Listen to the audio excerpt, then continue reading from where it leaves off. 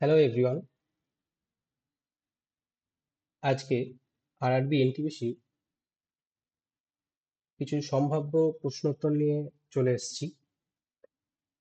তো প্রশ্নোত্তর শুরু করা যাক। প্রথম প্রশ্ন, 2013 সালে রাখিগড়ির হরপ্পা সম্পর্কিত একটি বড় প্রত্নতাত্ত্বিক বা বৈজ্ঞানিক গবেষণা কে শুরু করেছিলেন?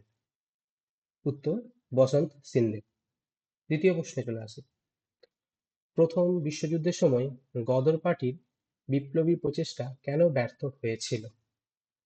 তো এখানে যদি আমরা দেখতে পারি, উত্তর হচ্ছে সশস্ত্র বিপ্লবের প্রতি জনসাধারণের উদাসীনতা। এর জন্য গদর পার্টি যে বিপ্লব করেছিল তা ব্যর্থ হয়েছিল। নিচের বিবৃতিগুলি বিবেচনা করো। তো এই তিনটি বিবৃতি দেওয়া আছে, এর মধ্যে কোনটি ঠিক?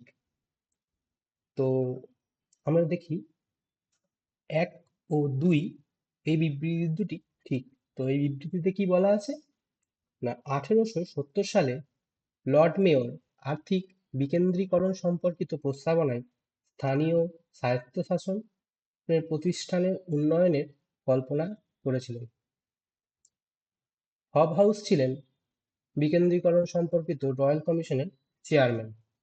এ দুটি সঠিক উত্তর। পরের প্রশ্নে চলে আসা যাক। কোন মন্দিরের গর্ভগৃহে একটি চতুর্মুখ বিষ্ণু মন্দির রয়েছে? বিষ্ণু মূর্তি রয়েছে?